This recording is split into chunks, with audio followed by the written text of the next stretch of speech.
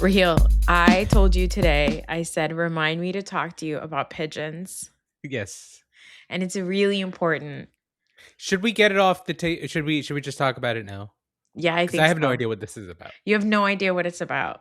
No. But it's actually a great day for you and pigeon-toed people like yourself. Oh, hey, come on.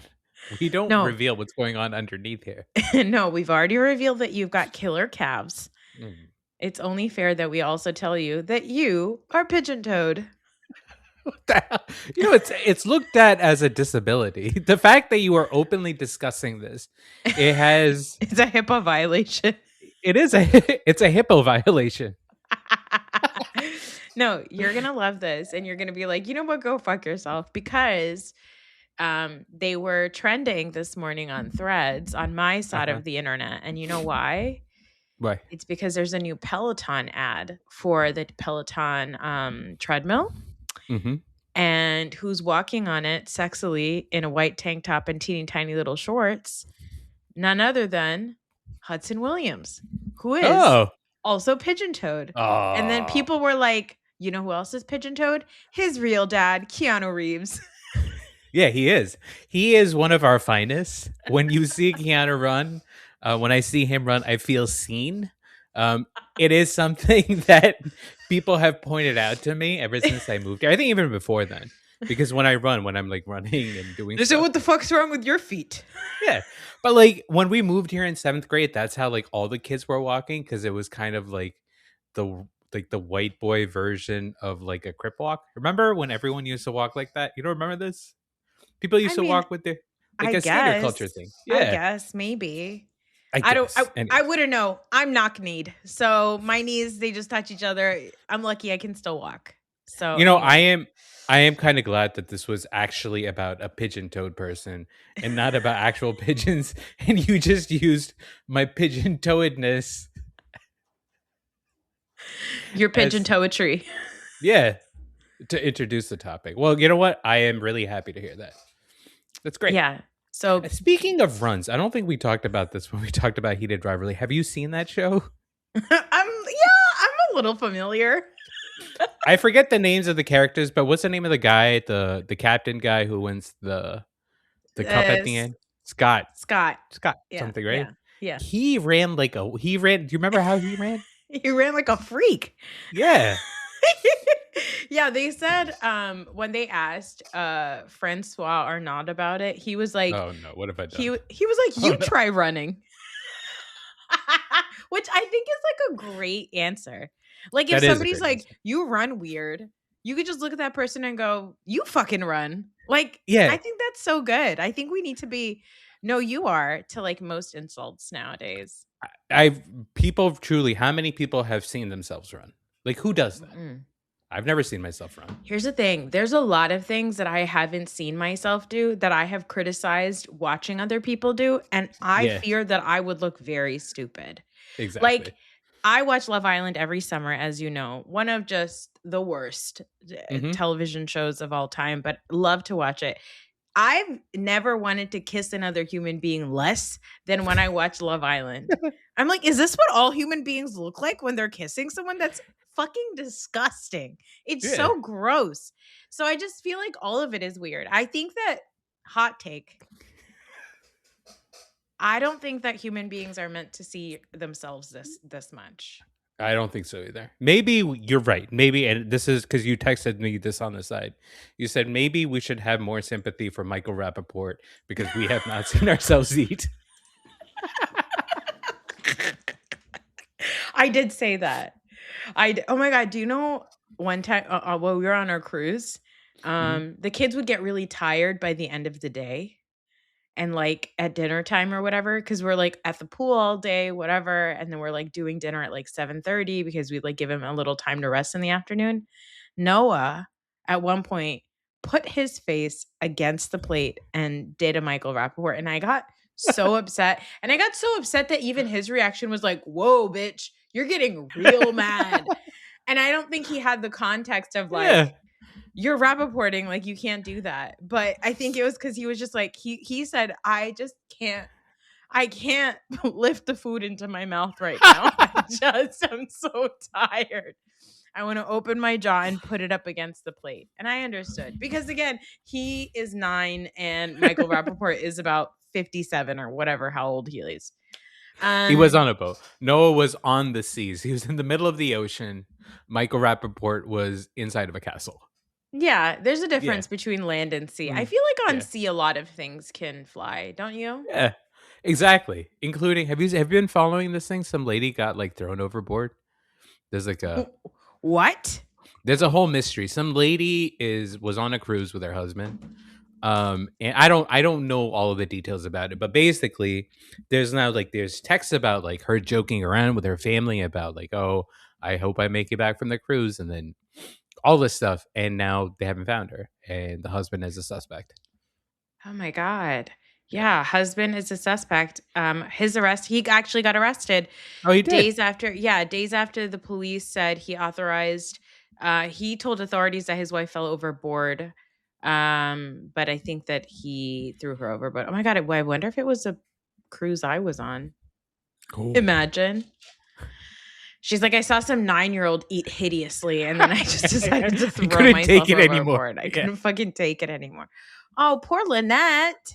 Yeah. Ah, this is horrible. Oh my god, in the Bahamas? That's where I was. Crap. It's not the same boat. I don't think they specify here. Anyway, well, you know what, Brian Hooker, if you fucking did that, go fuck yourself. I hope you rot in Yeah. jail. Who throws his wife overboard? That's crazy. That's crazy. I don't understand why people just don't take advantage of divorce. Divorce sounds like the best time in the world to me. I don't even want to get married. I want to get divorced, or I only want to get married. I think I would be such a great like divorced husband. Oh God, you would do really well. The other day, sometimes, I talk about this all the time. By the way, we have a full agenda of things to talk about, things that have So happened. full. So full. I mean, what a time to be Pakistani. Okay. Ooh. Just a preview into our lives, right? Oh, Patreon exclusive. He's wearing his Pakistan gear today. No, I always say this, that like, Subway takes with like that guy Kareem, what's his face? The guy from, do you know who? Do you know what I'm talking about? Yeah, of course, Yeah. of course. My hot take is we should be congratulating people when they get divorced. When you Yeah. find out that your friends are divorced, you should say congratulations. Because I think that seems great. You got out of a situation that obviously is not good for you. Congratulations. My husband and I, as you know, we regularly talk about what the songs will play during our divorce proceedings Yeah. if life ever takes that route. But the other day we went to go, just like a week ago or whatever, my hairdresser and his barber are in the same strip mall. And like it's a newer strip mall. It's like a very nice, like there's like a Duck Donuts, there's like a nice Mhm. pizza place, there's like a hot yoga place, and then there's like brand new apartments right above it. And I was like, Mhm. this feels like a cool place to live. And he was like, yeah, it does. It's got like everything that you would need. There's like a coffee spot nearby. There's a Chick-fil-A down the street. He was like, yeah. And I was like, it's a great place for you to live when you're a divorced dad. Yeah. And he was like, yeah. Like, I think this is so fucked up. I think it sounds good. It's like crazy because it's like, here's the thing. Here's how I know I love my husband so much and I want to be with him, is that divorced life sounds so good to me, but I still would rather be married to him. Do you know what I mean? Yeah. Like I do that's get that. really that is how much I love this man, is like I wouldn't even give up living in a cool apartment above my hair salon and fucking Duck Donuts for this guy. That is cute. No, I think another way that you can measure how much you love your husband is the fact that you were on a boat with him fucking 2 weeks ago, you monster, with your family. And he nor I threw either of us overboard. That's true. You came back as a unit. As a unit. Neither of us had to swim to shore. Yeah. Okay. Yeah. I know we have a lot to talk about, but now I'm thinking about this barbershop hairdresser situation. Let's say if you do get divorced, right? Mhm. Do you text each other like when you have a hair appointment, and like do you text him, just be like, hey, I have a hair appointment, just wanted to let you know in case you have a hair appointment also at the same time? Like, do you want to avoid each other in public like that? No, I've got a really good, setup there because the barber shop is on the other end of the strip mall and my Okay. hairdresser's on the other end, so we wouldn't even be parking next to each Okay, other. there you go. Okay, that's fine. All right. Yeah, Although, weird. if I get my hair done, I would love to run into my ex-husband. Just randomly, just wait outside his apartment. Oh, "Oh, oh, you're here? I was just on my way to Duck Donuts." Duck Donuts is the other way. "Oh, I got lost." There's, like, 4 stores here. yeah, you know me. You know me. You know how I The am. Anyway, directions. can I come upstairs? That's how that Remember would when we go. were married? That was Isn't that crazy. crazy? Anyway, how are you? It sounds like a blast. It honestly, I mean, I listen. Here's the Here's thing: the thing. the Here's the thing. kids are young. The No, the kids kids are so need, young. yeah, so They need young. us both together. Also, Noah doesn't know how to use his hands to eat. no. Listen, here's the other thing. I I am excited about the idea of a divorce in this scenario just to go back and flirt with my husband. It's so It's so stupid. Like, I'm not even trying to, like, go flirt with somebody new. I'm like, I wanna no. get my hair done and run into my husband. That's so You're stupid. reading up about the Eagles just so you have something to talk to him about. Meanwhile, that's all this guy wanted this entire time. This entire time. Anyway, all right, let's talk about it, guys. If you didn't know, this week we are proud to be Pakistanis, or at least we know we can broker peace between two warring countries for just a little bit of time. Why'd you stop at peace? It would have rhymed.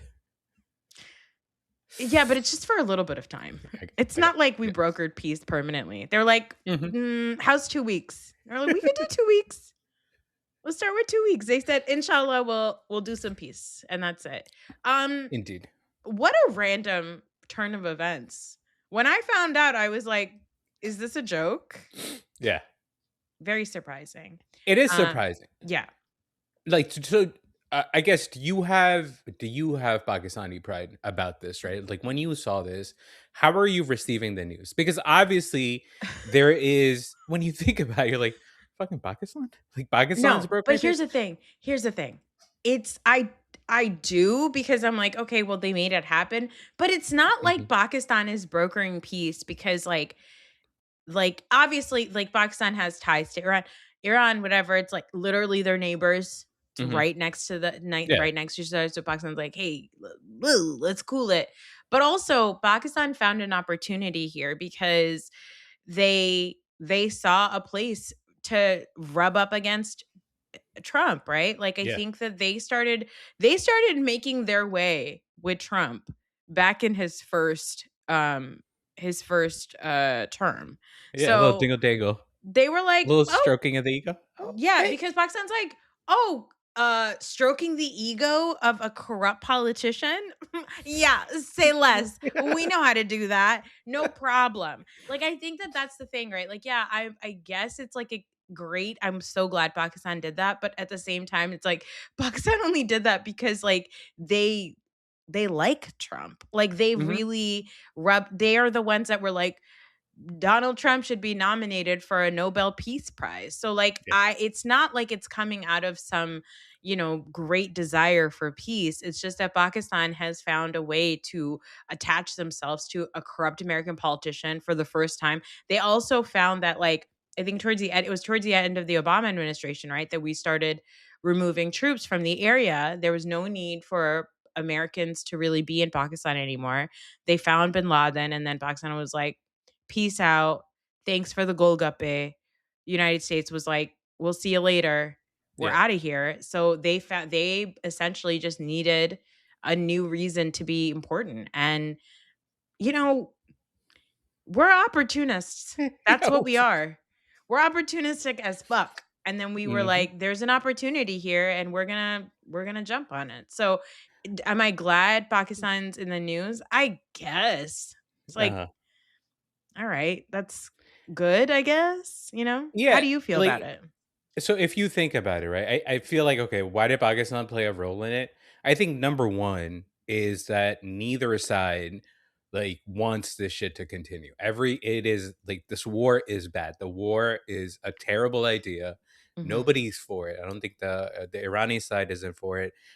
I believe the U.S. thought that this would all be much quicker and it would be much easier. And Donald Trump thought that he would have support, and obviously, it has not gone that way. I feel like Netanyahu is the only one that still really wants the war. Like, he loves this war shit. But I think for the most part, everybody's reading the tea leaves and they're like, well, this is a stupid idea. We do not have support in the rest of the world. We want this to stop. Now, Yeah. Pakistan just happens to be placed in the right, it's just in the perfect place. It is Iran's neighbor. It is a nuclear power. And it has, I guess, some say in the region because obviously Pakistan would be affected. But like when you think about who the people are that are involved from Pakistan side, and we don't need to get into like a whole background of like what's going on in Pakistan because there's a lot of shit that's going on in Pakistan. I hear about it from all the people yelling on our mom's phone all the time. So I have a little bit of an idea. But basically, if you want to understand why Pakistan is in the place where it is today, it's because Pakistan has historically, or at least for the last 20 years, been ruled by like a class of feudal landlords, right? Like Yeah. really elite rich families that own a lot of agriculture, and it's like they have crazy money. And the prime minister right now is from this family called the Sharif family. And the Sharif Mhm. family is like the Sharif family is rich in a way where like Forbes probably truly can't even like measure what their wealth is. Like Yeah. the same way that you could with like Pablo Escobar. And the other big reason why Pakistan is in the place where it is because of the military. The Yep. military has essentially run the country for like the last 30 years, right? Like, yes, there's like a prime minister and there's a parliament, whatever, but really the powers with the military. Well, because in the Pakistani constitution, and I learned this in college, is in the Pakistani constitution, it literally says the military can take over whenever they feel that things are not Yeah, going well. yeah. So that's what happens every few years. They're like, Every few years, we don't like it. let's shake this shit up. Yeah. So if you look at when like the statement by Trump, right? He highlighted two people in that statement. One was Asim Munir, who's basically the head of the Pakistani military, and Shehbaz Sharif, who's the PM, right? Yeah. And I think if I'm Trump, I'm like, all right, I got these two assholes here. I'm gonna bring some shine on them.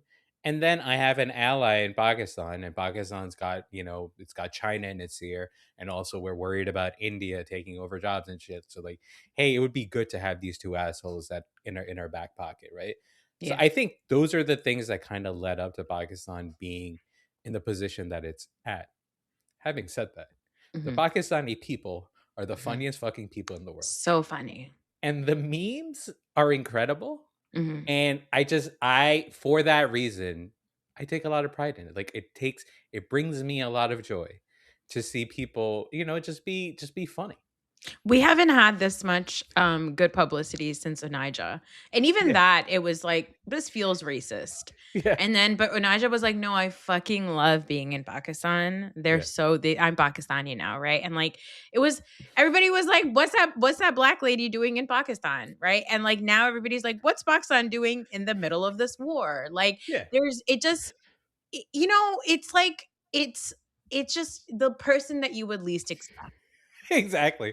Also, like if the people who are at the negotiation are anything like the Pakistanis that you and I know, like the aunties Mhm. that we know, there's no way that JD Vance got out of that negotiation without anybody calling him healthy or like giving him some sort of backhanded, compliment. They were like, "JD, we love your surma." And they'd be like, "It's not eyeliner. It's just no, no, no, of course, it's just your eyes." Wink, wink. Yeah. Yeah, I'm sure somebody said, "Oh, Usha's making a lot of parathas for you, it looks like, JD." You Like, know? gently punched him on the tummy. Gently do a little backhanded pat Yeah. pat on his tummy. He's like, God. I'm from Appalachia. My mom was on drugs. Anyway, yeah, I guess congratulations to us. The Eh, dill, okay? Dildo Pakistan. that's right, baby. Yeah. Well done. Good job. Good job, us. Anyway, speaking of this war, things are quite interesting. I'd like to talk a little bit about the digital footprint of this war right now. Ooh. Mainly that the war has taken to social media. Iran or someone in Iran is making these Lego movie videos. They're so good. which are so crazy. They're look, I have been on record to talk about how much AI upsets me. Okay. Yes. AI is really upsetting to me. And you can just see, like, what happens when different parts of the world get hold of technology. You know what I mean? Like, you Mhm. have the videos coming out of Iran or wherever they're coming out of that are honestly feature films. Somebody was like, "Why doesn't Lego sue them?" And I'm sure Lego people are like, "No, this is really good. We have to find out who the animators are because we are going to need to hire them." It's definitely better than, like, the 3rd Lego Batman, you know what I mean? Like, Oh, there was one way too many Lego 100%. movies that yeah. Way 100%. And then on the other hand, you have fucking Trump's camp that released a picture of him, of Trump as Jesus. But then he clarified, "No, I'm not Jesus. Actually, I'm a doctor." Oh, He's like oh, of course. Of course. he's like, "It was like it was about the Red Cross. I was playing a doctor." I mean, I don't know. He's like, "I can't believe the fake news." It's amazing. That guy, man, that fucking asshole. It Oh my god. just pisses me off that he has the nuclear codes and he's destroying all of our lives because he makes me laugh. If we turn this presidency, let's say if we stripped him of all of his power and did not tell him, and Uh-huh. then it was just Donald Trump thinks he's the president and it's a reality TV show. That's it. But like actual government is being run by other people. I'd sign up for it. He is Yeah. it's just the last 4 days especially just amazing, amazing work. It's very undercover boss. You know what I mean? Like, it does feel like that sometimes, whatever is going on over here. Yeah. I mean, just the whole thing, the fact that he made that clarification also during, like, the DoorDash grandma press thing, like this woman who's like, "Oh, I got $11,000 in my Trump refund." Yeah. Apparently, immediately people were like, "We've seen her at like town halls all over Yeah. America. She's literally a GOP crisis actor." And Mhm. like she showed up, she's like the DoorDash grandma. She came to deliver, of course, McDonald's Yeah. to the president. He opens the door, and even like the way he's taking pictures with her, he's like he kind of shoos her a little bit, like shoo, like don't stand Yeah. too close to the doors. You're not allowed in there. And then they ask him these questions, and he's like, "I'm not Jesus. I'm obviously not. I'm a doctor." Like, what? I'm a doctor. I'm a Yep. healer. Of course. How could you be so stupid? And it's Yeah. just crazy because it also is just, again, it's an indicative of where we are with technology. We have Trump making himself as Jesus slash doctor, and then you have Iran making essentially feature films within a Feature week. films, and then also I don't know what we say, or I don't know how to comment on like the songs, like the hip hop nature of the songs, because obviously it's AI. Mhm. Obviously, it's like the songs are kind of sung with a hip hop affectation and stuff like Yeah. that. And you're like, well, it's AI. I don't know how appropriate it is in this Yeah. culture of whatever, but they're so fucking good. They're actually like bops. Yeah, and then also, like, I don't wanna forget the fact that the Iranian regime does kill Yes, their own that's people, the other thing. like, I don't wanna be like, "LOL, their videos are so good," like, let's ignore the fact that they just, like, kill protesters, like, I don't you know what I mean?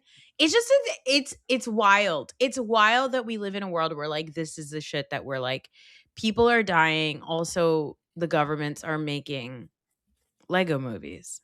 It's insane. It's a crazy time to be alive. It's crazy that this is how apparently negotiations happen now. It is also crazy. Like, yeah, we think about like when we're talking about the meme war, or we're looking at Iran being funnier than the US, right? And we're also thinking about like I think if you think about the people that wanted to go to this war, it's a very, very small minority, right? Mhm. I think both in the country and as we are seeing worldwide, right? So when you see Iran winning the meme war or whatever, you kind of have like it feels like a fun thing to talk about. But yeah, at the center of it also is like there's this regime that you and I can't comment on. Like we don't want them to be successful. Like the things that regime actually stands for are things that you and I would not stand for. Like we would Yep. actually want democracy there. But we also know that this war is not the way for that to Yep. happen.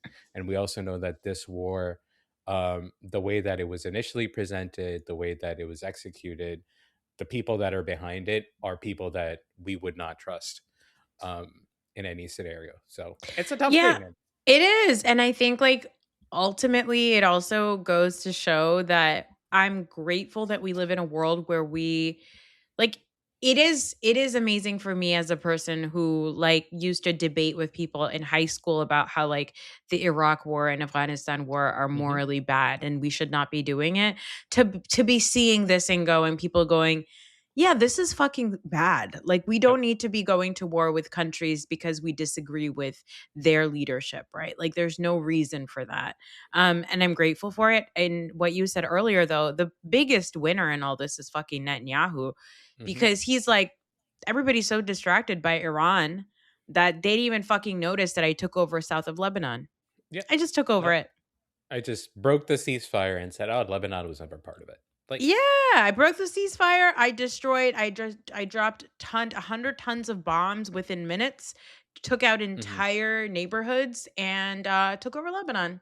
And yep, nobody seems to notice because we didn't come up with a catchy phrase for it yet. yep, And everybody's still trying to figure out if I'm dead yep, or what else is going on. Like, it's just it's so jarring. And sometimes I think, like, my conspiracy theory brain goes, did Trump do this just so that Netanyahu could go and take over southern Lebanon? Maybe. Like, maybe all of this was just a ruse to, like, get Netanyahu to be able to go and do what he wanted. It's possible, but who fucking knows? At the end of the day, people are dying and it's really fucked up. And not to sound like not to beat a dead horse, this is why it's important to vote.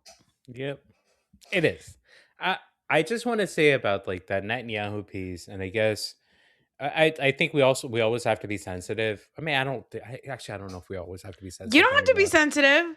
I He's I taking want over to. south of Lebanon. No, I'm not being sensitive to Netanyahu. Fuck that guy. Netanyahu is a war criminal and he should be at The Hague. And like, there's no reason for that guy to be in power. I think Yeah. everyone who is like an honest person who isn't a fucking monster recognizes him for being the monster that he is, right? What I was going to say is like, I think we have to, I feel like we have to be sensitive when we talk about Israel, right? Mhm. And maybe at this point, we do not need to make that qualifier anymore. Like to say that, hey, when we're talking about Israel, we're not talking about all Jewish people. We're talking about Israel. It doesn't mean that we're talking about all Israelis, but if we're talking about Israel's actions or whatever, right? But I feel like this is the first time, and I think we talked about this, we've been talking about this now for like almost 3 years. Mhm. Is this is the first time that in our lifetimes that like that story is kind of being told in the way that you and I understand it, right? The way that Yeah. you and I have grown up kind of from the Palestinian side of it, right? Mhm. And you go, well, why is the reason that there seems to be more traction? Like the pro Israel side will really quickly point to like anti Semitism being like the reason, well, people are just looking for a reason to be anti Semitic or whatever. Mhm. And sure, is there anti-Semitism that comes into this? I Of think course. we're gonna be talking about the MAGA Civil War at some point. Oh, Like yeah. obviously anti-Semitism does play a part into it, right? But I feel like from what I have seen, the real reason why it's gotten traction is because up until this point in our lifetimes, like the plight of the Palestinian people was not even afforded like the basic recognition of like being acknowledged as suffering. You know what I mean? Yeah. It was just like, hey, there's Palestinian people that are out there. We don't know what the fuck is going on over there. Mhm. It's they seem to just be like there seems to just be like a terrorist group that is in charge of those people and they don't have a military, whatever. Israel's just defending itself. I think that's what we grew up kind of listening to when we moved to America, right? And there's quite a few reasons for that, right? But it feels like that's the part that people are actually holding on to. So yes, while I also have anxiety about what's happening behind the scenes that we don't even see, like what's the actual cost of all this stuff that Netanyahu's like all the damage that he's doing behind the scenes or whatever. I am encouraged by the fact that for the most part, I think society at large is looking at the Palestinian people in the true light, which is they are oppressed people and they've been Yep. oppressed people for 70 years, which is, I didn't think that it would happen in our lifetime. And I can celebrate that as win. Having said that, it's still fucking bullshit and a genocide and Yeah, it that needs to stop. it exactly, it had to come after an entire, 3 years of this, Yeah. and An I entire think 70 entire years of, 70 years of it. You yeah. know I love to be an "I told you so" ass bitch, and as a I'm glad that once you made that about yourself. as a 16-year-old that was, like, shouted at that, like, "I need to respect the American military and move out of this country if I don't support the US." It is Hmm. really nice to be on the other side of things, to be like, I mean, I've only been saying this my whole life. We shouldn't be bombing the Middle East. We should not. We shouldn't be unequivocally giving our money to Israel to bomb the Middle East. I think, Mhm. it who knew? Who knew? I knew. I knew. I knew. Listen, I am not going to disagree with you. I think that when you look at the military industrial complex, when it comes to America, when you look at how the military is used to whatever, further our agenda overseas, but also how it is used kind of as propaganda within our own country and kind of the way Mhm. that it's used with like sporting events. Right? Yes, I agree with you. That is bad. Having said that. From time to time, I go down rabbit holes where soldiers are returning from they're surprising their families. Sometimes the father, the father is, Look, he shows up at the karate thing. The kid's blindfolded, and then he opens his blindfold, and it's the dad playing punchy punchy with him, and then they all hug and cry. I get a little bit emotional. let me just say this, okay? And I can't believe I need to make this clarification, but I will. The people that the reason why I am anti-military is primarily because of the people that come back to the United States after doing war crimes on behalf of our government who are treated like shit. They get a fun welcome home video and then guess what? We don't help veterans, we don't help them with mental health, we let them go homeless. Like it's a horrible situation. It's a racket, okay? The It military is. is a racket, okay? Um, did you see well actually no. I was going to segue into something else, but let's stick to topic. Okay. Speaking of voting, okay? Hmm. Remember all the people who convinced you that Trump is way better than Harris? Hmm. And I did. Well, I fell for it. you fell for it cuz you love Candace Owens. Uh huh. I always have.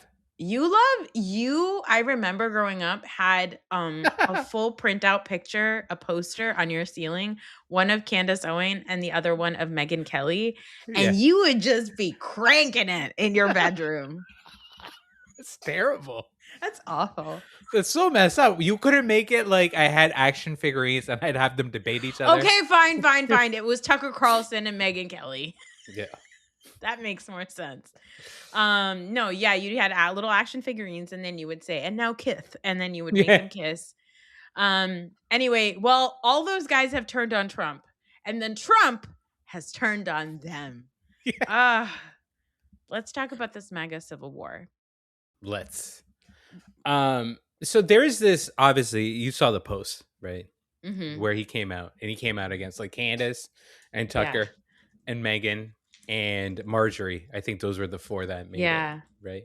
And like when you go through it, like all four of them, yes, they've been opposed to like the Iran war. But they also have like their own separate grift kind of that's been going on at the same time, right? Like so like Candace Owens has this thing going on with Erica Kirk. Do you know about the Erica Kirk Candace Owens Yeah. stuff? Okay, she's got the Erica Kirk thing, and then the other thing she has is against, the president of France's wife. Yeah.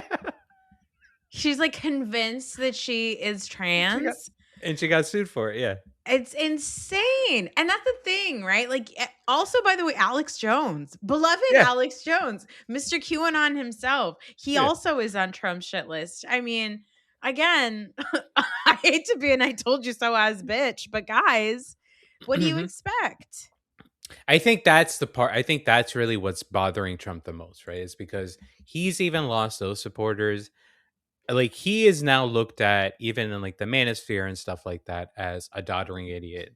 Mhm. This war is like, hey, why are we going there and doing this on behalf of Israel? And I think that Mhm. the Israel piece plays like a huge piece for like Candace. Also, Candace has like this whole anti-Semitism thing going. Like with Erica Kirk, she has this new series out called Charlie's Bride. Have you heard about this? Yes. And She's so obsessed. one Ah. of the things about it is like Erica Kirk's like family has some sort of deep like Jewish ties or something like that. So she's peddling that shit. Tucker Carlson has been anti. He has come out and been anti-Israel for like essentially since like 2023, I want to say, or at least Yeah. 2024. I Yeah. feel like his stuff started getting shared, and a lot of people on like a lot of Muslim people that I know, a lot of people that are pro-Palestinian, right? They really love that Tucker shit. And if you They fucking are love Candace Owens. Let me tell you, and they fucking love her. They And love so, her. yeah, those two are increasing their base also, right? So, you never know what's in anybody's heart, although I think you can kind of judge what's in these people's hearts based on kind of how they've attacked us in the past and how they kind of frame these, arguments against, you know, people. Yeah. Well, in the words of the president, I would say that they're low IQs. Hmm. They are stupid people, and even their families know it. Everybody knows it. Also, they're nut jobs and troublemakers. So, how about that? Okay. How about that? I think you were on the boat. Were you on the boat when Megyn Kelly had a fight with Mark Levin? Yeah, I think I Remember was that? on the boat. I didn't see it. Wait, So, by the Meg, way, yeah. wait. Can I just this is so funny because I read the whole truth thing, but he really did. You know, it's crazy to agree with the president. He said he said, oh my God, it's like such a fucking run on sentence. Like, I don't know. MAGA agrees with me and just gave CNN 100% approval rating on Trump, not hand flailing fools like Tucker Carlson, who couldn't even finish college. He was a broken man when he got fired from Fox, and he's never been the same. Perhaps he should go see a good psychiatrist, or Megyn Kelly, who nastily asked me the now famous only Rosie O'Donnell question, or crazy Candace Owens, who accused the highly respected First Lady of France of being a man when she is not, and will hopefully win lots of money in the ongoing lawsuit. Actually, to me, the First Lady of France is far more beautiful than Candace. In fact, it's not even close. And you read that and you go, I can't disagree. He's not even in this, or bankrupt Alex Jones, who says some of the dumbest things and lost his entire fortune, as he should have, for his horrendous attack on families of Sandy Hook shootings, ridiculously claiming that it was a hoax, right? And you're like, oh, so you're aware. You're aware that these are bad people, Trump? Okay. Interesting. Yeah. Megan Kelly had a fight with Mark Levin Hmm. on Twitter, Hmm. and she basically said that he had a micro penis. Oh, oh, I did. That did come across. And you know why I remember that? Because this is so weird. I think I saw it like right before bed. I may have taken an edible. And then I remember waking up in the morning and turning on my phone. And it turned out that I had Googled what is a micropenis?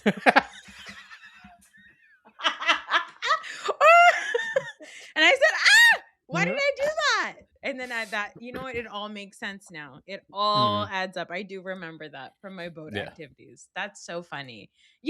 That's scathing. And I don't like, the thing is, like, this is what I expect, right? Like, this is what happens with the Trump and MAGA people.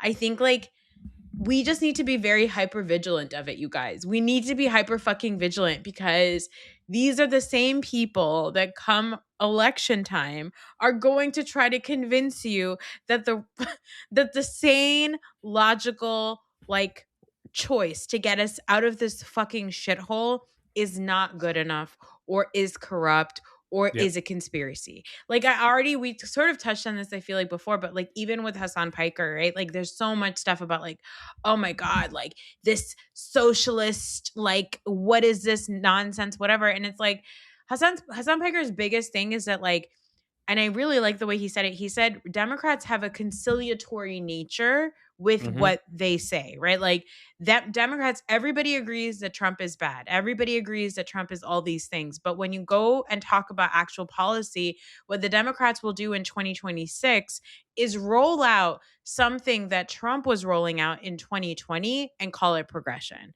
And that's Mhm. true. Like there are things that happen like that with the Democrats because essentially capitalism is still the biggest teat that we suck on in this country, right? And so like Mhm. when you have, and I mean, everybody's like, he didn't vote for Kamala Harris. He did vote for Kamala Harris. He was at her rallies. Like, this whole thing that, like, you know, guys like Hassan Piker are like the enemy.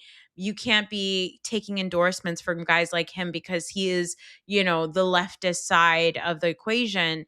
These are all distractions. These are all things like you have to also look into like, where is this news coming from? Where is this information coming from? Ashley Sinclair, Elon Musk's baby mama, who's been like Mhm. trying to get paid by this piece of shit. She went on social media today and I watched one of her videos, but I haven't gotten a chance to watch all of it. But she's talking about like being a MAGA conservative influencer since the age Mhm. of 19. Mhm. She went to Turning Point USA and they took her under her wing and she's talking about all the ways that information is rolled out and she said the way they do it is very intelligent. They've been doing it for a really really long time.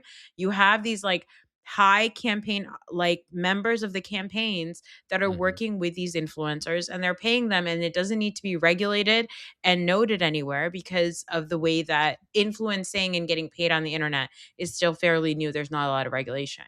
And like, fuck Ashley Sinclair because she obviously benefited off of the backs of black and brown people dying. But Mhm. like, she's coming out and she's talking about it. And I want us to just be hyper vigilant about these things. Like, yes, we can LOL and hee hee ha ha about like watching MAGA fall apart. But I need us to be fucking smarter when it comes to like just just like don't throw baby out with the bathwater. Like just have a fucking brain. Please. I beg of you. We got to get out of this hellhole, okay? We really do. And like you say, well, we got to be smarter, and it sounds like you are forcing people to do a lot of work. Like, sure, if you want to learn, if you want to actually have a better idea of what's going on in the world and all those things, right? Like, yes, you should go out there, you should learn, you should learn about policies, you should learn about kind of, what kind of politicians you like, blah, blah, blah, all those things, right? But really, just fucking go and vote. Like especially for the big stuff, it's pretty easy to kind of decide, okay, I have realistically, yes, in the primary process, you should make your Yes. issues be heard. Like you should say, hey, I want my issues dealt with, right? After that, when it comes to like a general election, it is very simple. Unfortunately, it is a system of just two parties. Like there are still just two parties. Like there isn't anything else. Um, for the Hudson Piker thing, I just because I saw obviously some of that news also, like oh they're peace palling around, blah blah blah blah, and I didn't read a lot of that stuff, but what I did see was because he was campaigning with this guy Abdul Al Sayed, right, Mhm. who is running for Senate in up in Michigan, right. Yep. And I haven't seen a lot of stuff about that guy because it's in Michigan, and you know, I'm sure he's pretty well known in Democratic circle. I think he was a podcaster too at one point. Mhm. But the clip that I did see was, and this is only because Hassan Piker is there, right? That's the only reason why this clip got out there. Was Abdul Al Sayed was holding like a press conference with Hassan Piker, and there's this journalist named Olivia Reingold, who is another Mhm. one of these really young, quote unquote journalists that works for the Free Press, which is Barry Weiss's I think news site. Oh, brother. Yeah. And so Oliver Reingold is basically just following Hassan Piker around, making it like a story about him, right? Yep. And she asked a bullshit question of Abdullah Sayed, and he fucking shut her down so deliciously, and he put Yeah. her in her place in like 30 seconds. And you go, okay, you know what? Hassan Piker being out there was worth it just for this moment. Like Mhm. because and unfortunately, yes, obviously there's other issues that need to be talked about or whatever. But the economy that we live in right now is a social media economy. Like that Yep. stuff really makes a big impact. So if anybody's running away from Hassan Piker, you are a fucking jackass. Right? Yeah. You said it. You nailed it. Um let's switch over to entertainment news. Now, Did we just Coachella, say? yeah. Did you see? Do we want to talk about Melania at all, or no? What, that she was like, "Hey, just so you know, I did not know Ghislaine Maxwell." And they're like, "What? Where's this coming from? Where's this coming from?" She's like, "No association with her at all. Anyway, guys, go check out my documentary. It's not in theaters anywhere." Do, Yeah, it was so random. It like got brushed under the news. You know what? Trump soon after that released his big truth social bomb he against all did. these people. And so maybe he's just a really good husband. And he's like, I gotta you know protect what? my wife. I gotta protect my wife. Yeah, I don't know what that was about. It feels like something is gonna happen, but who's to say? So I think the background that they said what is probably pointing to is Melania and Trump were friends with this couple. I forget the name of the guy. He was the owner of a modeling agency, right? And he was married to this lady named Amanda Ungaro, who Mhm. was a Brazilian model. When they got married, I think Amanda was 16 years old. This guy was like 38, right? Yuck. And he owned a modeling agency, very well connected to Trump, very well connected to Epstein. This lady said that she flew on planes with Epstein and Melania, and they were very, very close, right? She got divorced from this piece of shit husband like 5 years ago, and she Mhm. moved on with her life, and she got remarried to this other dude who's like a doctor. And she was in a custody battle with her piece of shit husband, and she got picked up by ICE.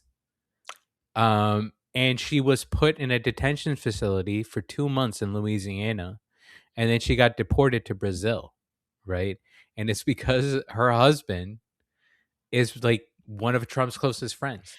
Fucking hell. S- So, like, if you actually listen, and that lady now she's in Brazil, and she gave an interview, and she's been speaking out about her relationship with Melania and stuff like that, right? So that's what people think is what prompted Melania to come out, because that's the shit that bothers her, because there's obviously somebody that knows, her really, really closely. But like, if you read about that story, man, like if you read about like Amanda Ungaro, and yes, you go, well, she lived a life of luxury and she was married to this piece of shit dude, but she's also like She was a 16. child. She was a She was child. 6. She was a 16. No, she didn't live a life of luxury. She was Yeah, groomed by an adult man. She was a exactly. child. She was trafficked. That's fucking crazy. Yeah. Oh my god. Yeah, okay, I see. April 7th, series of tweets emerged threatening legal action, which had been sent in her name to Mhm. Melania Trump. Melania had then held a surprise press conference to announce that she didn't have any ties with Epstein. Well, I fear that the walls are closing in on you, but you're very lucky because we live in a government where nothing's going to be done about it. Nope. Okay, let's go over to Coachella. Did you see any news come out of Coachella? Coachella. uh I saw something about Sabrina Carpenter, Mhm. and her being and her hating all Arab people, and Mhm. everybody of Arabian background. Mhm. Um but I didn't double click on the story. Okay, well, I'd love to talk to you about it, but did you see that Justin Bieber headlined the festival? I saw that also, and people are not happy with it because he was basically he's playing songs off of his laptop. No, so one of the things he did was really cool. He found an old YouTube video of himself from back when he was just on YouTube, because he's our premier YouTube to stardom star. Hmm. He's the first Yeah. one to do it, basically. He was found on YouTube, and so he found a video of himself from when those early videos, and then he harmonized with his young self to that video, which was really cool, right? Like, it For was a you. very cool experience. But also part of it was him going literally like plugging in his laptop, watching memes, and then being Mhm. like, "Oh, the Wi-Fi here is shit." Like, and it was just like, it was interesting to be like, he could be up there doing this nonsense, whereas like Sabrina Carpenter or any other female artist, if they sat up there and made you watch them in their sweatpants, just like scroll YouTube, people would fucking riot. Okay. Like, that would be completely unacceptable. So I look at Justin Bieber do stuff like this and I always go, "Hey man, I hope you're okay. I hope you're all right, man. You got famous real fast, real young, and I do worry for you all the time." I think that's another one of those things. Like Justin Bieber is more wealthy than you and I will ever be in this life, right? And he's Yeah. been that wealthy since he was like 14 years old. It also has to be fucking insane to Yeah. live that life, right? Like I don't Yeah. know how you grow up as a person. So yes, you do, you do kind of, you don't ever want to see anybody struggling, right? Mm-mm. And then I'll say this, yes, I do agree with you that people would not give as much grace probably to a female artist if it came to that. But I also think that if you're one of those assholes that's paying to go to Coachella, like okay, you had a bad time. Big fucking deal. You know what I mean? Who cares? Who cares? You people, do you know I'm gonna look it up. How much is a ticket to Coachella? Let's see. Oh, general passes, not bad. Starts at $600. Mhm. VIP passes go up to $1,500. And that doesn't include a whole bunch of other stuff. Like, it's just expensive because you gotta go live out there, you gotta camp out there, Mhm. you gotta park your car like 2 hours away. I think all in all, you're looking at a Coachella trip costing you like 3 grand. Yeah, I think if I ever go to Coachella and I see like the show of a lifetime, I'll say, "Hey, man, it was a really great time. Like, I'm really happy that I made that trip." Right? But if I also go and I see Justin Bieber kind of do that thing, and I'm underwhelmed by the performance, I say, "You know what? I had $600 to burn. I guess that's what I get. It's okay. I'll move on." Yeah. Like, I think that I thought that one of the cool things that happened was Carol G, who my friends have been telling me I need to listen to. She was at the Bad Bunny concert at the Super Bowl. Um she was the first Latina artist to headline Coachella on one of the nights. And she talked about it. She was like, "I'm really glad I'm making history, but it seems crazy that I would be the first one to do this, considering I think that the area where Coachella is held, the towns surrounding are like." Hold on one second. Have you been getting a lot of spam calls? Oh, shit. So many. It's crazy. I just got so many spam calls. I hope my sound is still okay. We're gonna go ahead and put a do not disturb on. Um, it seems crazy because the area where Coachella is held is a predominantly Hispanic part of California. So it's like, you see stuff like that, and I think it's a very, very white privilege experience. So, you go see Justin Bieber and he makes you watch him watch memes on YouTube. Feels like you're hanging out in his living room, maybe. I don't know. Maybe. Fine. Now let's move over to Sabrina Carpenter. Mhm. You are an on record Sabrina Carpenter hater. You hate That's not her? true. That is You not true at all.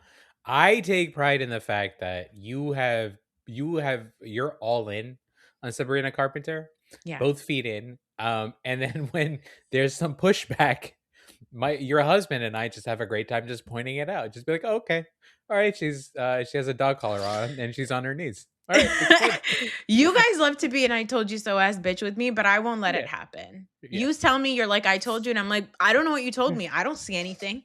I yeah. don't see anything at all. There's nothing to see here." So, if you don't know what happened, here's what happened. Sabrina Carpenter, in the middle of her set while she's performing, somebody did the Arabic um celebratory sound, the that one. I don't think you're allowed to do that. I mean, we live in the area. We grew up in the area. We grew up hearing it. Like, when you hear that sound, what do you feel when you hear that? When you hear a bunch of ladies making that hype sound? I don't think I've heard that sound that often in my life, to be honest, because Wow. when the ladies would celebrate in Saudi Arabia, I would not be around them You weren't because around. I never, because I've heard that.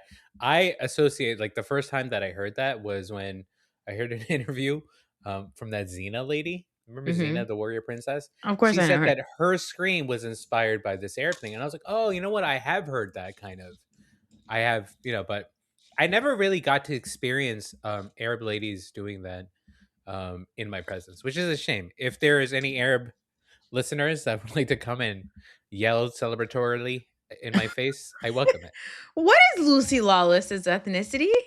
She's a What? New Zealander, I believe. No, but like, what are we talking about? What's her background? Did we get anything? Do we get to claim her in some way? I don't think Oh, so. I think she's a white lady. you know what? She's Irish. She's one of Oh, us. It's fine. oh, okay. I'm sorry. She's fine. Anyway, yeah, I think so. Basically, in the middle of one of her sets, somebody did that, and she said, Carpenter goes, "I think I hear some yodeling," and somebody did it again, and she goes, "I don't like that." And then they go, "No, it's my culture." And she goes, "Your culture is yodeling?" And then She had and this then sh conversation on the stage. she had this conversation on stage with somebody, and then they did it again, and she said, "What is this, Burning Man? Where am I? This is weird." And people were like, "Sabrina Carpenter is a Zionist." No, they didn't say that. But they might as well have. The way the internet moves, they were like, "This white bitch put her in the same category as Sydney Sweeney."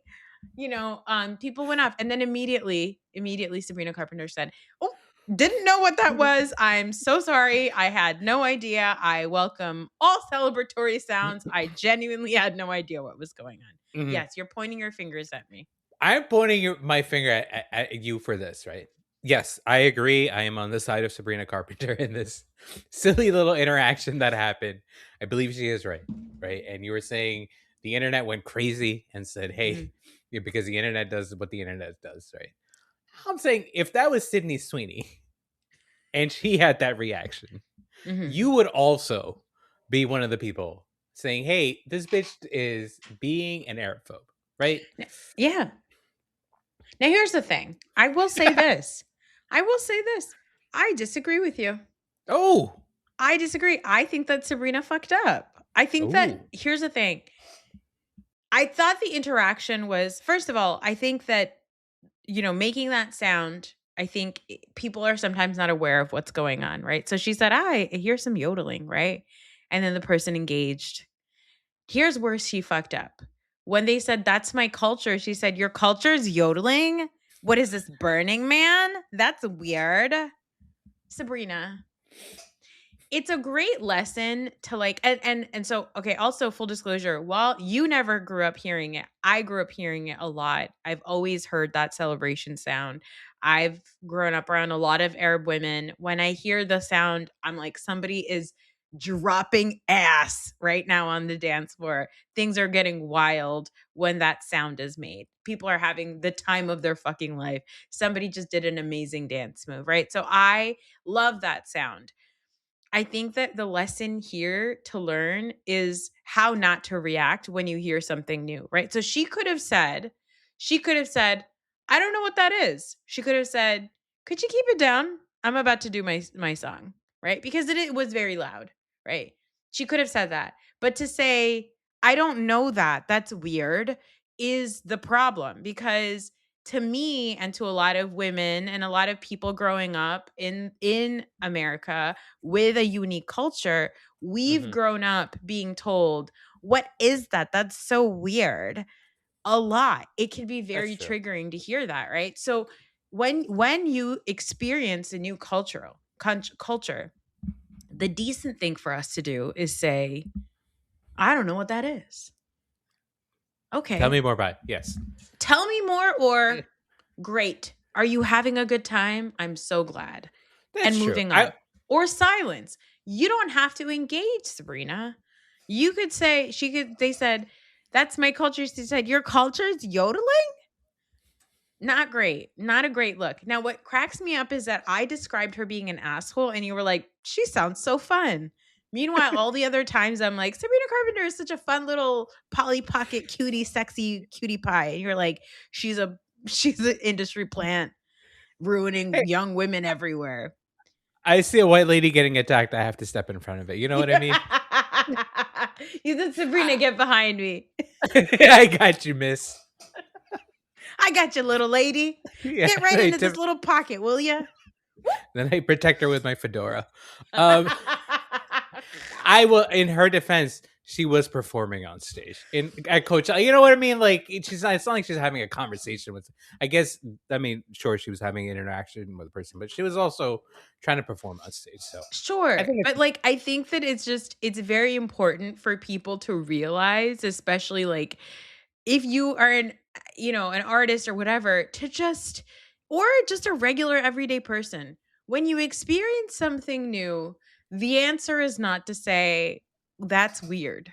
You can say, "I don't know that, I'd love to hear more," or you can just say nothing at all, you know what I mean? Like, and I think that that's the thing, is, like, for people being like, "She was being funny." It's like, "Well, I don't think she's a comedian.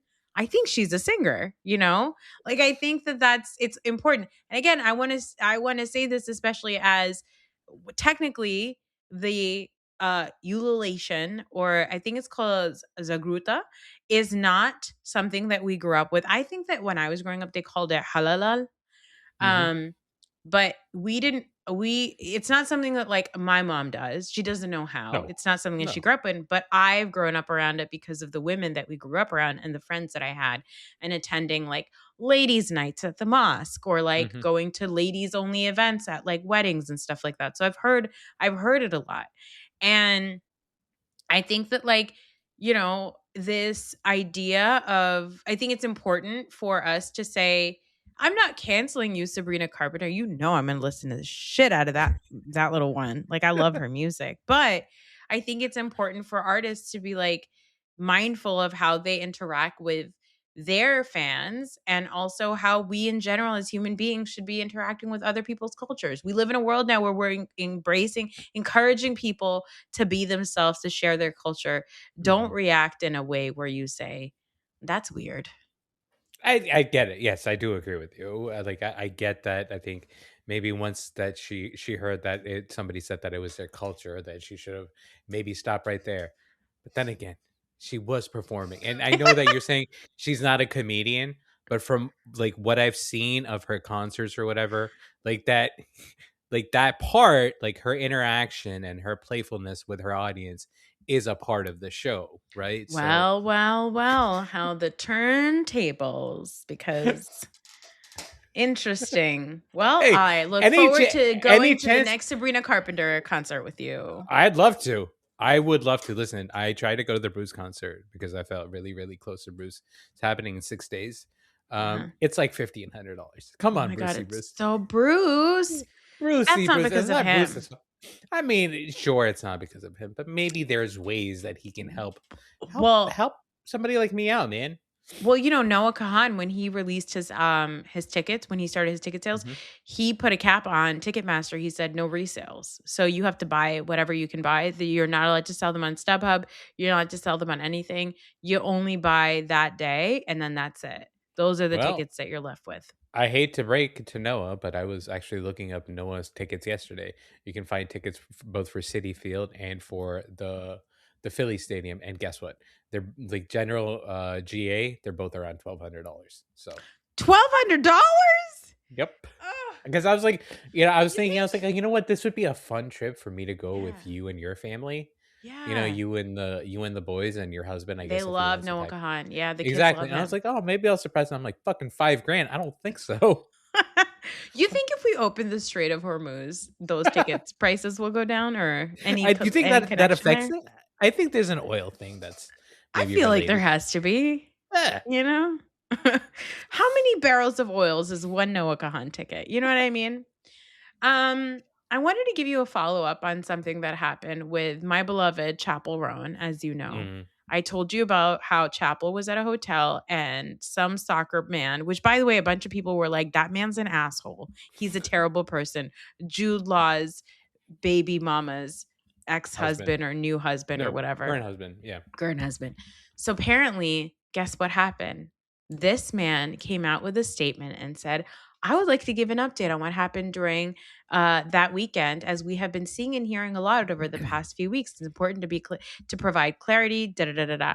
I made my initial statement in the heat of the moment after hearing Ooh. that my child and wife had been approached by an adult male security guard in an intimidating way. I reacted as any father would. My priority is and always will be protecting my children.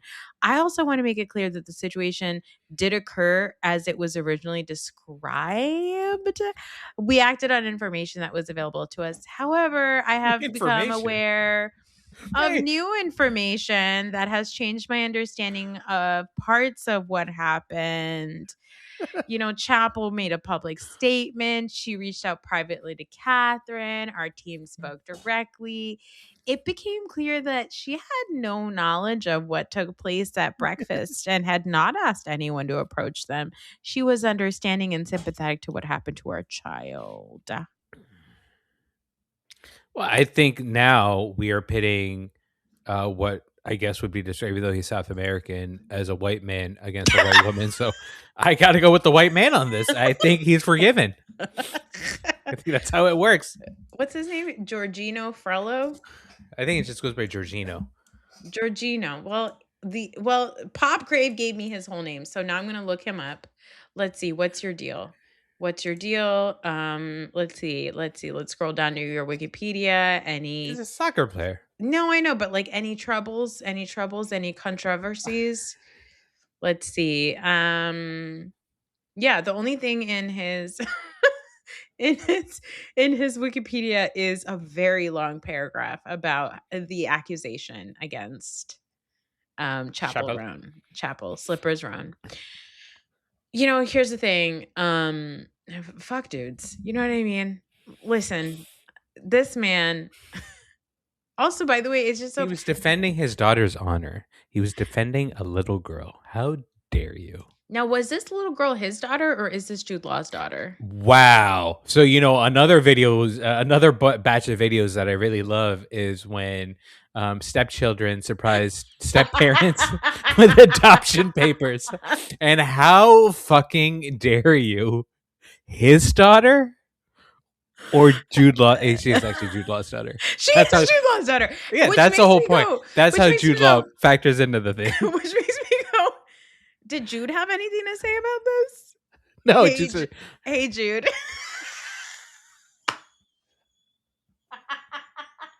Hey, Jude. Did he have anything to say? Because if I he don't didn't think. have anything to say, Who are we?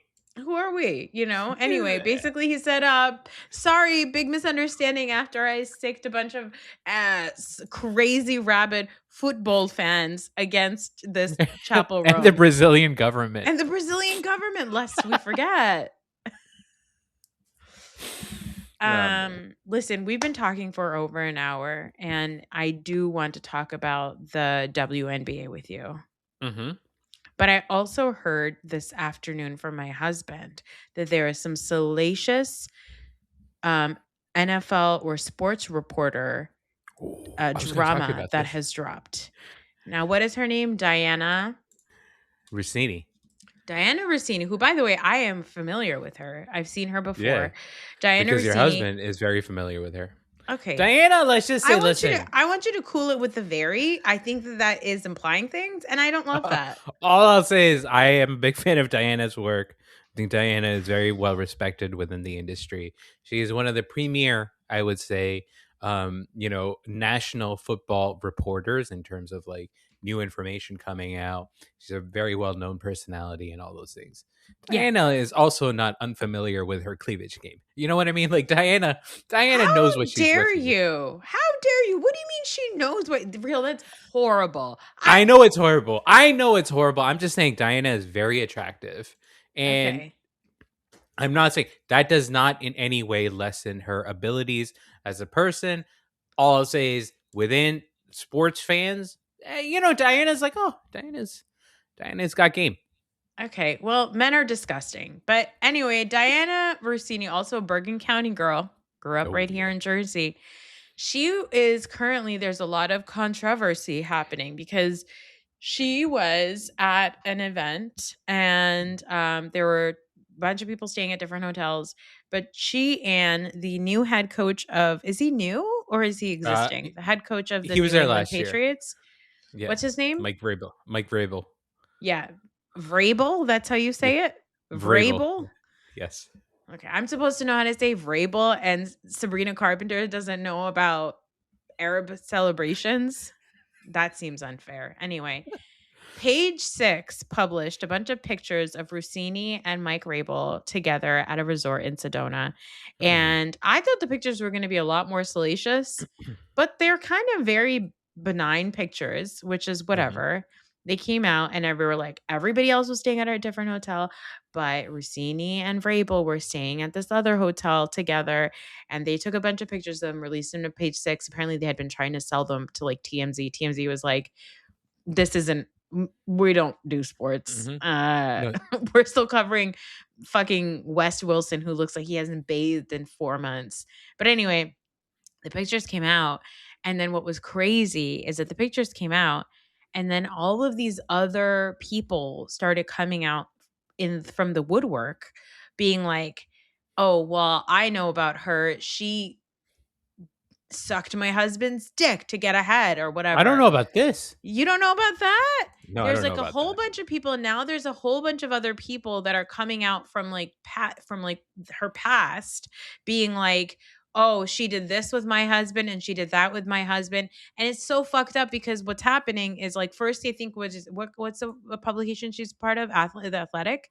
Oh, she just quit. She just resigned. Yeah, so the Athletic was like, "This is bullshit. We're not doing anything." And then today it was announced that she's resigned. And what's fucked up is like this woman has worked really hard to have her career, and all of these people are basically all of her fucking work goes away because Mike Vrabel gets to keep his job.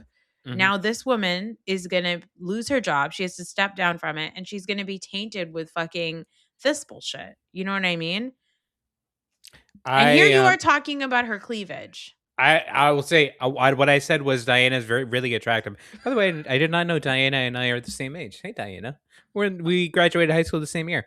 I was not listen. I was not aware that Oh, it was Diana you know who came resigned. out? Sean McVay's wife or Sean McVay's like ex-wife or something or Oh, ex-girlfriend. Yeah. So I didn't know apparently that. she was working with Sean McVay before or she had It's probably whatever reporting on him, right? reporting on him, right? And then apparently somebody from yeah, something came out where Jessica McLaughlin accused Rossini of giving him blowjobs when she used to work when McVay worked for the Washington Commanders. Um, isn't Wait, that so fucked up? that is fucked up. Hold on, I'm looking at this news. They have somebody in here named Britt McHenry. McHenry, from what I recall of her, this is going back like 10 years. Like she got popular at some point within the sports blogs because she was a reporter and she was a Yes. piece of shit to a parking lot attendant. I believe that's how I know Britt McHenry. But I think I don't want to veer off too far on this stuff. But yeah, what I will say is when that news story came out, right? Like, so just to kind of give you the full context of it, the NFL owners meetings are happening, right? And they were happening like 2 weeks ago, Yeah. and they happened in Arizona, and so they were both in Arizona for that event, right? They were there. I think they were staying at similar hotels or whatever. After that, people saw them, or these pictures came out of them at this other resort. And yes, I don't know what to make of those pictures, right? It's like they say that they were there with like their other friends or whatever. They've denied it. What you know is going to happen, and I think this is one of the things that when we talked about it in our group, your husband pointed this out immediately, was that guy, man, by the way, you really scored with that little cuck. um That's why I don't want to divorce him, even though I know. divorce life looks so good.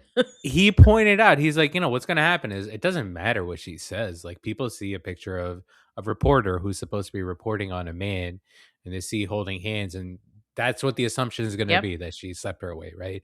And it looks like, I wasn't even following it. It looks like that's what happened here, Yep. and that's fucked up. The reason why I wanted to talk to you about it, and we can get back to it, is because when when I first posted about the story, your husband, which I guess he was a very woke individual, but he also used that time to say, I said, "Oh, it looks like they they were having an affair." and he said she was willing and he was Vrabel. Uh, Uh, Not Willing and Vrabel. Oh my god, he's so funny. I can't stand him. Oh my god. See, this is why I can't move to that nice apartment by the barber. And this is why I would still flirt with him if I was yeah. divorced. This is why. That's so funny. Mm. Um But yeah, hey, you know what, Diana? Like for real though, like for if real, you like if who you follow no, but if you do follow sports, right? If you do follow NFL the way that I think most NFL fans do now, which is it's a 12-month long engagement because you're always following news or whatever. I'm Diana Rossini familiar. Diana Rossini is one of those people that is always out there and always working, and she's a known comedian. Yeah. So the fact that she had to quit her job over this is in some way, I don't know exactly what way, like I don't it's obviously not like as bad as, other things that you see happening in the world or whatever, but it is fucked up. It is fucked up that she had to quit her job, a job that she's worked at for, at least 20 years because of this, and like you said, nothing is going to happen to Mike Vrabel. Nothing's gonna happen to these men. And that's the messed up part about it, right? Is like we say all these accusations about women, how they get their jobs, what they have to do to get those jobs, and it's so quick. We're so quick to throw all of it away for what? For what? And then that woman is out of a job, and the man just continues to go and find another person to do this with. Hmm. And you know what's so pathetic about men? I think that one of the worst things about like I see men, move up the ladder in a system that's made for them. But Hmm. what's really pathetic is when you're like a white man with all of the things going for you and you're not. Like at this point they should all be billionaires. You know what I mean? Like I think that they should all be billionaires. If you are failing at a system that's made for you, then Hmm. you're really pathetic. You're really setting us up for the Gino Auriemma conversation. You want to talk about Who's Gino that? Auriemma? That's Don Staley and Gino Auriemma. Oh yeah, let's talk about it. Can you give an overview of what happened? Yeah, so I mean, I want to start at the end and say that, where we are at this point is that it's all good. Yeah. Everything is good. Yeah. Gino Auriemma, I think like a week ago, put out a statement, which is 4 days after the incident happened. And he took ownership of it and he said, I really lost myself and I was messed up and I apologize to Don. And I really fucked up, right? And Don Staley is also like, Don Staley has like very gracefully accepted his apologies and everyone's Yeah. walked away from it okay. I feel like maybe now is probably like a teachable moment or whatever. But like all that, I'm taking all that into consideration and considering the fact that everybody's okay at this point.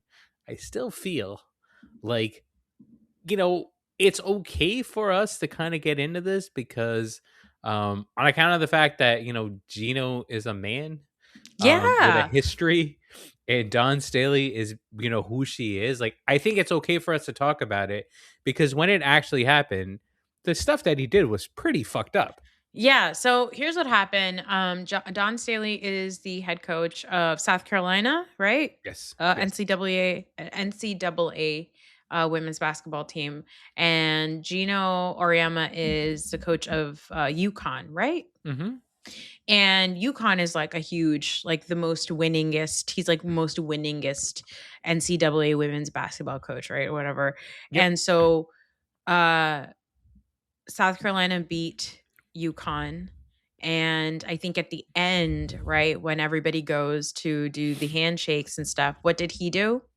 He shook her hand and he got in her face and he started like yelling at her Yeah. about something, right? Yeah. And in the moment, it wasn't clear what he was yelling to her about, but I believe what he was talking about was um, he was not happy at halftime of the game. He complained about how South Carolina was getting more of the foul calls than UConn was, right? Yeah. Yeah. And His, yep, exactly. and he also said in his post game press conference he was not happy with the fact that she made him wait 3 minutes for their pregame handshake. Right, Yeah. those are the things that Yeah. he said.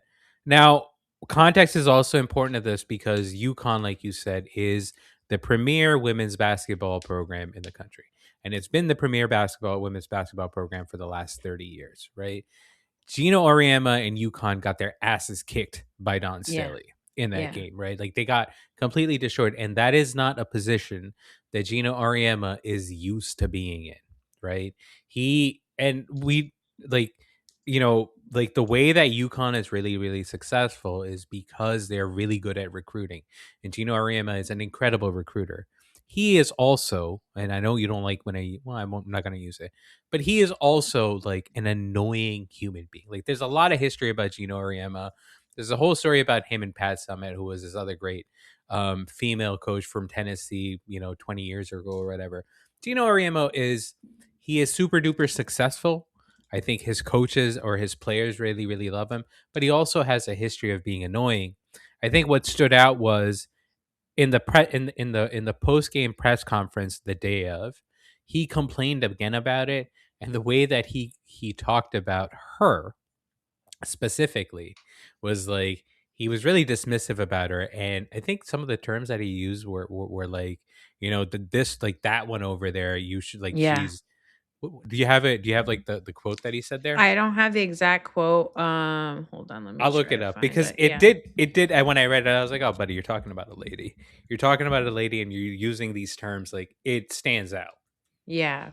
Let's see. Cause now when I look it up, it's just showing like, oh, that he like lost himself and he didn't Yeah. mean that and all of that. So the context of what he was saying at the post game is it's not popping up anymore. Listen, those publicists work hard to scrub the Hmm. internet. It's very impressive. But yeah, he was at the end of the day, he was deeply, deeply disrespectful to Don Staley, right? Yes. And so obviously the discourse started happening of the fact that Don Staley's a woman, Don Staley's a black woman. And there is obviously a race component also along with the sexism component, right? Of like Hmm. this man is speaking to this woman this way who is his peer. She is not a person that he is coaching. She is Hmm. because people were like, oh, like we can't talk about race because he coaches black women, and apparently his team loves him. Like the Yukon women's basketball team really Yeah. like him. They've loved him. They've always loved him, right? So it's like that's all good and fine, but I think that there is something to talk about when you see the way men interact with women who are their subordinates versus women who are their peers. If you still treat your peers like your subordinates, you have a problem, right? Yep. And that's just deeply disrespectful. Like I know that there was a writer that was talking about it online about like how we're never going to accept any type of apology from him or whatever. But I think the saddest thing about that whole thing was it no longer was about Don Staley wrecking UConn, which is this huge basketball, like, I guess I don't want to say, they're a big deal. Yeah, the UConn is a big powerhouse. deal. Yeah, they're a Yeah. powerhouse. So South Carolina beats them. And instead of talking about the fact that South Carolina beat them, the story changed to Don Staley versus Gino. And I think that's where also it like overshadows this amazing thing that this woman and her team of women did against this guy. Right. And I Hmm. think like that's the part of it that's so disrespectful. That's the part of it that's so painful is that women don't just get to come and dominate in a space, and there's so many other factors that we need to think about how we're perceived and how we're received in a situation and how people around us react to it because shit like this happens. Yeah, I thought it was really interesting. I'm glad that it's all done now. I'm glad that he said what he said. Bummer because I think South Carolina lost like the following game, I think, Yeah, right? they lost to UCLA. I will say, like Don Staley, obviously Gino Auriemma is a legend Mhm. within the world of women's college basketball. Dawn Staley herself is, I think we've known about her since we moved to America. Yeah. She was on that dream team, like the Yeah, women's and I dream think team she in was, like, '96. part of the original, like, WNBA teams, right? Yeah, exactly. She Yeah. played for, I think they're called like the Philadelphia Rage or something Mm. like that. What did he say? I have anyways, he like the comments that he made were fucked up, and the comments that he made were very much about like her being a woman. At least that's the way that it felt. That's the Yeah. way that that it felt like. I'm trying to see if I can find him. I don't want to. I mean, not that I want to throw fire on this thing, but whatever. Anyways, I mean, yeah, he fucked up, and I'm glad they made it right. But ultimately, it's like, fuck this man for taking over a moment that should be about this team that won and this coach that did an incredible job beating him. And rather than accepting his loss, he made it about himself, and he made it about personalities, and he made it about a personal thing between him and Don Staley rather than the fact that his team, they lost. That is I what it is. and I will say, I mean, I don't even know that if this is the right thing to say or if it's even worth saying. So maybe I shouldn't say it. But like, there is something, I don't know, like, because when you follow women's basketball, like, and you know who Gino Auriemma is, and you kind of understand kind of like his personality and kind of how he is covered and all those things, and like kind of like the annoying way that he has kind of existed in all this, right? There is something about the fact that this is a man doing this in women's college basketball. And I don't mean to say that as women's college basketball as like a step down, because that's Mhm. what it sounds like. But it's important to point that out because he is doing this in in women's college basketball, and he's competing against women, and it's important to point that out. I think the point that I'm trying to make is like women aren't allowed to step into men's college basketball the same way. You know what I mean? Mhm. The Mhm. Yep. opportunity Yeah. that he just gets to come in and coach women. Women don't get that equal opportunity in the men's game. So when you see somebody like that, and yes, he has earned his place within sports history or whatever by his success or whatever, he should show more humility. He should not be such a big piece of shit. Like, if you ever have time, like, go, maybe you won't, but like the I don't know why I asked you to do this, Every time. but you should kind of like watch some videos about him and Pat Summit. Pat Summit was my gal. Pat Summit was the coach for Tennessee, and they had this Mhm. huge rivalry from like the mid '90s to like the mid 2000s. And then Yeah. Pat Summit had to cancel the rivalry because she was like, Gino is just doesn't want to play fair, and he was like a pestilence and annoying, and my And girl this Maya is Moore was involved. And it's just Gino, be successful, but like be a good guy. Don't be a dick. There's no reason for you to be a dick, Gino. you know what? Men love to be a dick because they have to Okay. use a system that's made for them. The system makes it very easy for men to be bad. I don't know if you've heard. Well, not for me. System ain't working out for me. I'm trying to lease a new car, man. Now, the WNBA draft did happen, and I just want to talk briefly about something that makes me really excited because it's like Ooh. love. Do It's about do you know love. about it? You do know It's about it. I do know about it. So the number one draft for the WNBA was I don't know how to say her last name. Izzy. Fudd, Izzy Ezzy, Fudd. Yeah. Ezzy Fudd, and she was drafted by the Dallas Wing, and Mhm. it's really exciting for her because also her girlfriend she also plays for the Dallas Wing. Yes, Paige Yeah. Beckers. Paige Beckers was last year's number one pick, as he is this year's number one pick. Oh my god, that's What so hot. what college did they both go to? UConn. They did go to They UConn. played under Gino. Yeah. Oh my god. Which is again, UConn's really good. Yeah, I And that what know. they're really good at is recruiting. I will say Don Staley's probably a better in-game coach than Gino. But yeah, hey, you know what? Good for those two. I'm happy for. Oh my god, I love love. I just love that they get to, like, play together and work together and, it's so cute, and they're both so hot. And they're both really, really good. They're both number And one they're picks. both really good, and, is it Azzy or AZ? I think it's Azzy Fudd. That's what I say. She will be making more money than Caitlin Clark did on her rookie year, so we want, we want athletes to be making a lot more money, especially female athletes, but when I saw how much money it was, I said, "That's not a lot of money." So that's actually something that I wanted to talk to you about. Yeah. Um, because this is the first time that I recall what like over the last week, what's happened a lot is you're seeing a lot more stories about WNBA player moves. And you're seeing a lot more stories about players signing these huge contract. Well, I say huge, relatively huge, right? Like these new Yeah. max deals are now like 1.4 million, and I think the average salary now is like 500,000, and the rookie salary now is higher or whatever, right? Which, yes, when you compare that to like NBA salaries, it's not. No, It's a I drop in the looked it up. bucket. I looked it up. I looked it up. It's crazy. Okay, women, okay? It's a big deal, massive jump, okay? Huge deal. She has a base salary of $500,000 Yeah, and she is slated to make over the next 4 years around $2.2 million dollars, right? Um that is the highest that a rookie salary has ever gotten, and I would love to share with you what the NBA rookie salary is. I'm sure it is significantly more. Can Yes, I I tell you understand. what it is? Please go ahead. It's $13.9 million.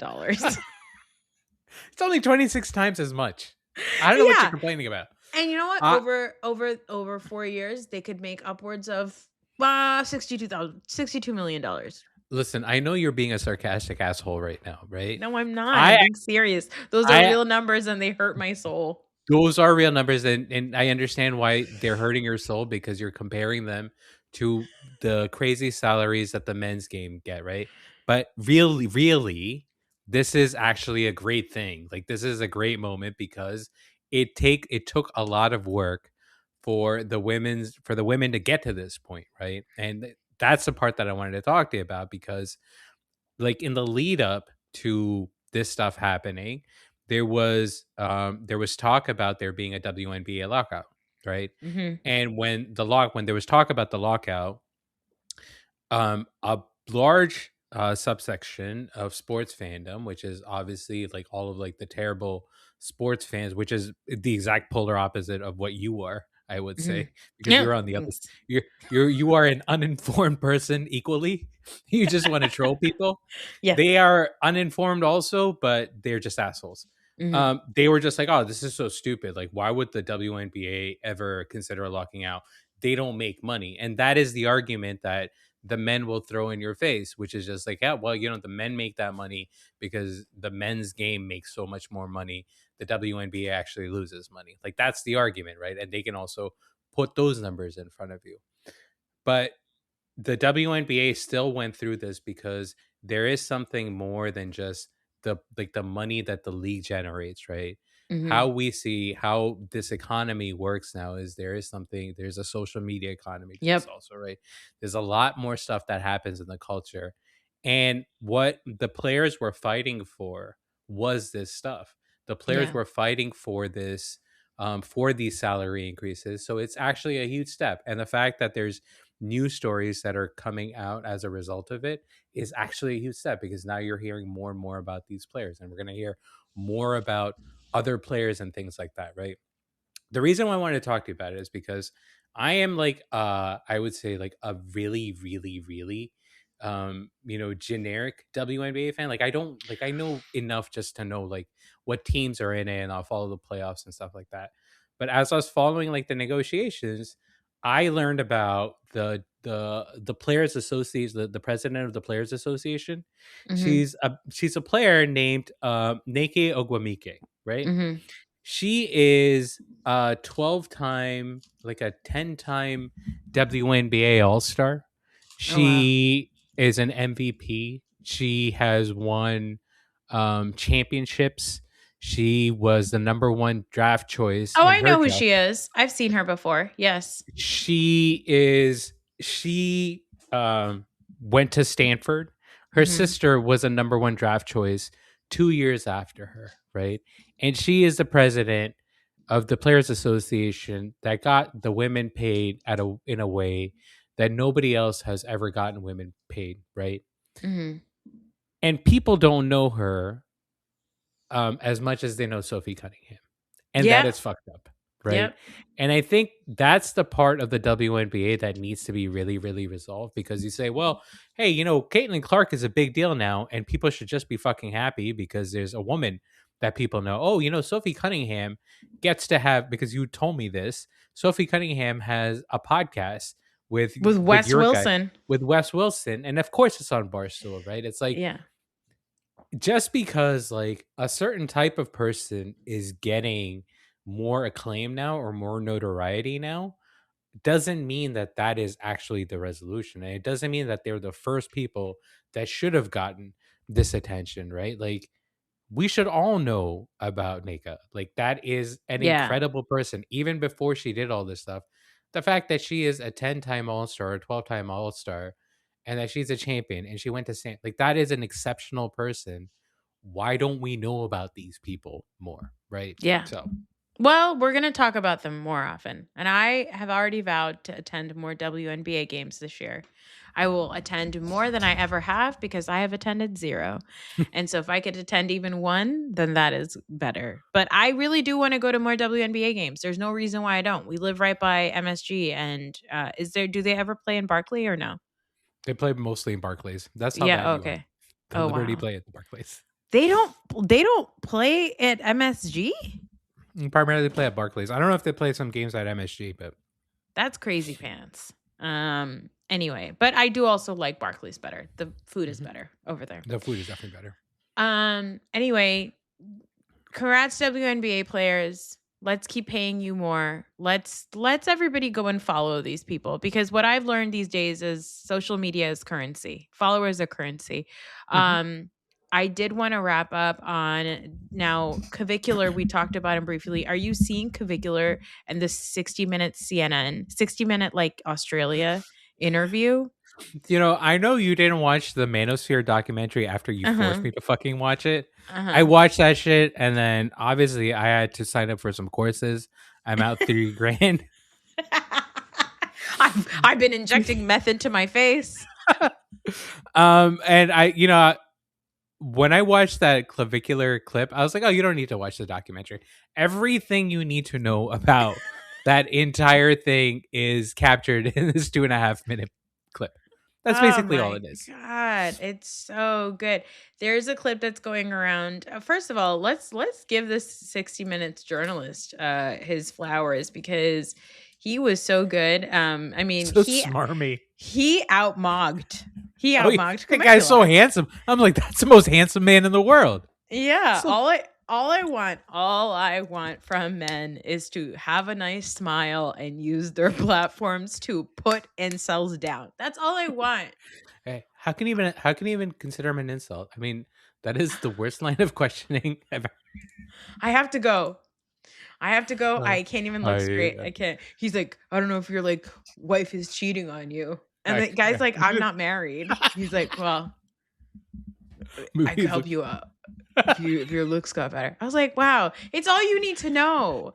I Isn't he mean, from your town? he's not okay. It turns out he's not from my town. He's from Okay. Hoboken, but Okay. he did go to Seton Hall Prep, which is Yeah. not great for Seton Hall Prep. No. No, not good for them. Um anyway, it's all we need to know about these people. Yeah. I love the fact that we have, we've decided that this is not good. We've decided that this is not, this is not this is not worth exploring. I'm glad that they, cuz I was like, "Oh, why is 60 minutes interviewing this guy?" Well, I'm glad they did, Yeah. because here's what I saw this guy talk about it once. I forgot the name of the writer, but he talked about how, when we were growing up, we saw famous people, and the pipeline of being in our home watching somebody on TV to wanting to have that same level of success required a lot more steps, right? It was like Mhm. convincing our parents to like put us in drama classes and go here and go to auditions, and it's all these steps. The ability for somebody to watch a person on YouTube and then also try to become famous on YouTube is so quick, and the desire for that like that like reward is so easy, that this like posting things to just be talked about is now the thing that the kids are doing. Like, Mhm. that is, it's like, not only is it easy to open a YouTube account and start posting your own videos on your phone, but also posting outrageous shit just to be spoken about, because ultimately followers and attention and engagement is currency. It's not actual skill. I agree with all of that. Yes, that is true. I also think that kind of just seeing how this stuff is received with adults, and Yeah. obviously I deal mostly with adult males Mhm. because that's my playground. No, but because those are the people that I talk to the most, right? But also, I mean, I'm sure that they're. What am I talking about? I'm talking to somebody who watches fucking Real Housewives for a living. Um, you know what I mean? Like, I think that people being attracted to bad behavior in the case of men, it is like, people being attracted to men being misogynistic or men being racist or men, objectifying women, right? Like when Andrew Tate first came out, anybody who saw that said, "Well, that guy's a fucking loser." Right? Like Yeah. you can tell that from his face from the first time that you see him. That is not somebody that you look at and say, "Well, that's somebody to aspire to." You say, well, that's somebody that's full of shit. And I think that's what Yeah. you get from the Manosphere documentary also is immediately you say, well, this is just stupid. But what men get attracted to is when they see like beautiful, scantily clad women next to them, right? And actually, I noticed that when I was watching the Manosphere documentary also, because there's these images of like these loser dudes, right? With all of these women that they've obviously like there's a transactional kind of feeling about the entire thing. When you see like these beautiful women, like it distracts you, right? Mhm. And just to kind of see how much of a hold that has on like actual grown men, like grown men that I talk to and a grown man that I am myself also, just go, well, that's the reason why it happens. It's not just because we're watching somebody do something stupid. It's also because there is a lot of like unresolved like chauvinism and misogyny, I think, within ourselves that we don't even realize, right? We'd never want that for our kids.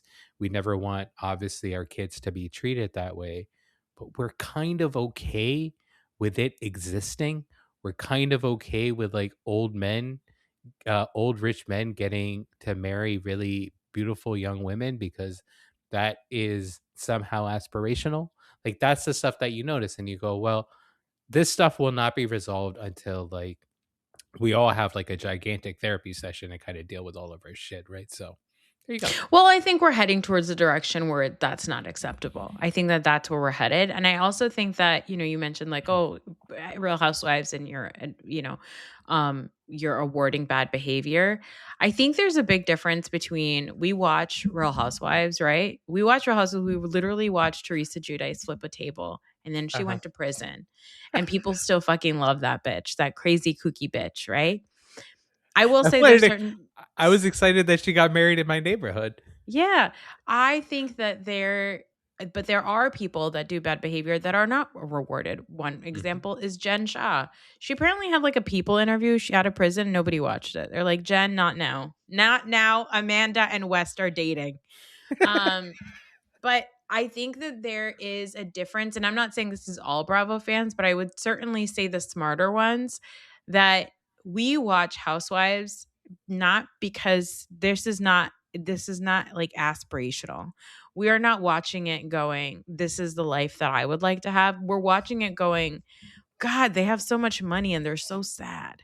Whereas I think that when men consume stuff like this, they feel like if that person did it, that I could do it too. And I think it's easy for them to fall into that because we live in a society that is built to reward bad behavior, especially by men more so than bad behavior by women. And I think I that women are constantly thinking about how they show up and how they're perceived and who they impact and all those things, even the worst of us.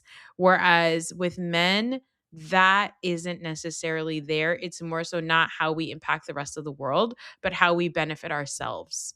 And I think that that is why shit like this is so much more dangerous when it comes to men. Because, like I always say, this patriarchy makes it very easy for men to behave poorly. it is useless for me to argue against that because I understand in the grand scheme of things we are in this situation because of the patriarchy. Like I get that.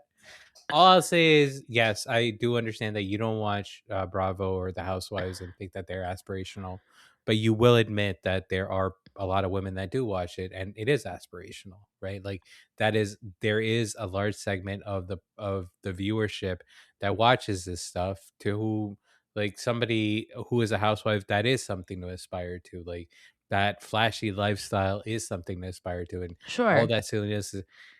It's just that. that stuff is aspirational because we are in a society that is a patriarchal society that is set by men. So yes, the ultimate stuff, yes, the things that we all want, those material things, yes, we are the ones that I say we again. Listen, man, I drive a Honda Accord. All right, what are we talking about here? You're like trying really hard to lease a Hyundai. A Hyundai, yeah. I mean, it's an EV. Ooh, an EV, fancy. Anyway, well, that's it. We talked for way too long. It's bedtime. We really did. And we ended it with my poor credit history, which is great. Do you need a cosigner? Guys, please. Listeners, anybody in the New Jersey area looking to co-sign on a car. That is not what I was going to say. I was going to say Raheel's birthday just passed. Please support us on Patreon so that we have a few extra dollars to put towards us. The down How about you send me money? Why are you getting a cut, you bitch?